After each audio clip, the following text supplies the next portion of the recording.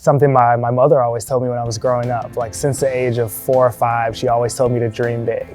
Like no matter what I was doing, no matter what I accomplished, she was always like that super proud parent and always happy, but it was always like, okay, now what's next? And that's just always kind of inspired me and pushed me to want to do more in life, and really just to accomplish as much as possible with that idea of dream big. She literally had this huge sign in our home that literally says dream big. So I saw it every single day. It's a constant reminder. She still has it to this day. So it's something that's always been in the back of my head, just dream big, dream as big as possible. You know, one of the sadder challenges that I've dealt with was when my dad passed away almost 5 years ago. He was the most wonderful human in my whole entire life and was this very strong, inspirational figure. Just like the best person. He was diagnosed with cancer when I was very young. And so my whole life I lived with my dad being like a sick person, but not a sick person.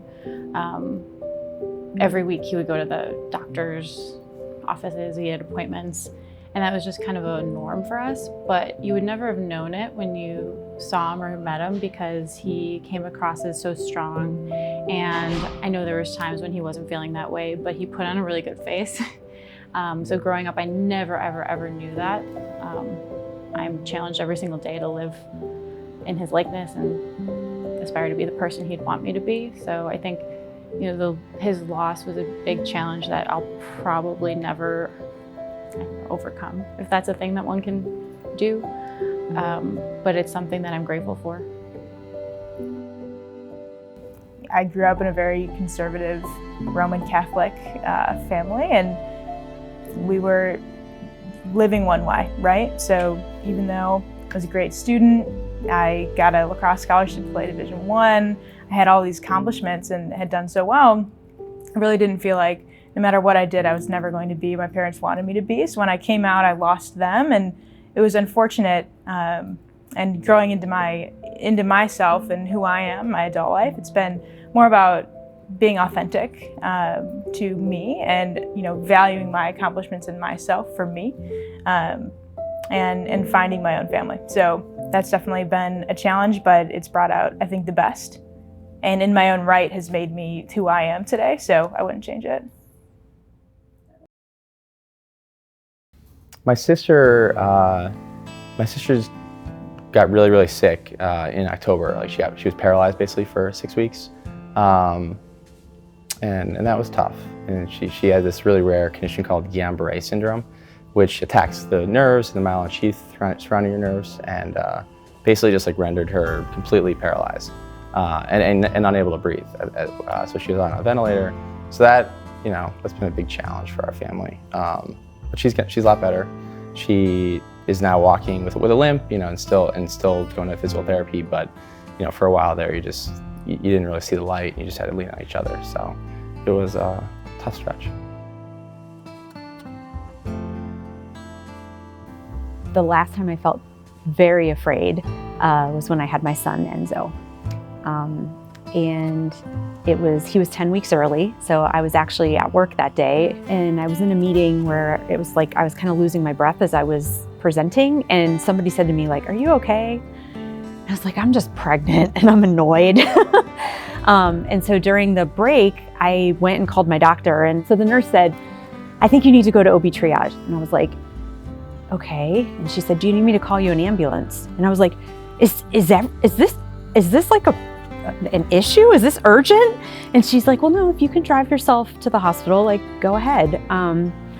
And by 7 p.m. that night, we found out that we had to deliver the baby because both his life and my life were in danger.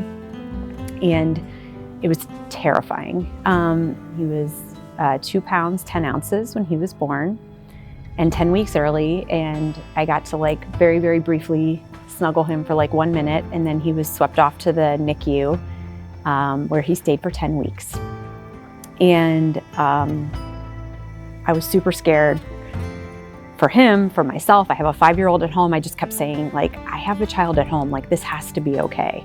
And we know all these people who are having babies all the time, and you just never think it's something that's going to put your life at risk. So that was really, really scary. And then just seeing how tiny and helpless that he was and how not quite ready he was to come out yet, it was really scary. He's 14 pounds, almost 15 pounds today, and almost a year old, and totally healthy, thriving little boy. And when he was born, this was his diaper by comparison. I climbed Kilimanjaro in 2014. It was the year of the polar vortex. I lived in Philly at the time, so it was great conditioning. We dealt with a little bit of oxygen deprivation along the way. So when you're kind of like alone, pretty much howling winds at midnight on the ascent day, you can't see anything. So we had 50-mile-an-hour gusts. It was about 13 degrees, so warm comparative to where we were coming from. You know, that to me, it took us about 6 hours to do the final ascent, but it felt like a lifetime. The reason why that was so important to me is that I struggled with, you know, even by my own physical fitness for a lot in my life. And so from a memorable standpoint, for sure, that was like the best. And once you get to the top, obviously, you kind of are exhausted and just collapse with, you know, happiness and all the feelings all at once. My first marathon in 2015, I actually did it at Disney. I realized that it was very close and I hadn't trained as much as I should. So it's 42 kilometers if you think about a marathon in kilometers. And so what I did is I asked 42 people in my life to actually record a voice message for me. And I mean, it was an awesome experience. It was kind of like a representation of life, of how I'm surrounded by very special people. Just listening to people that I didn't think that they were actually thinking those things about me, and just sharing those messages, it was impressive. Like, and also the fact of, I mean, I cried the whole marathon for sure, like as I was hearing the messages, but also the fact of now some of those people are not here with me anymore.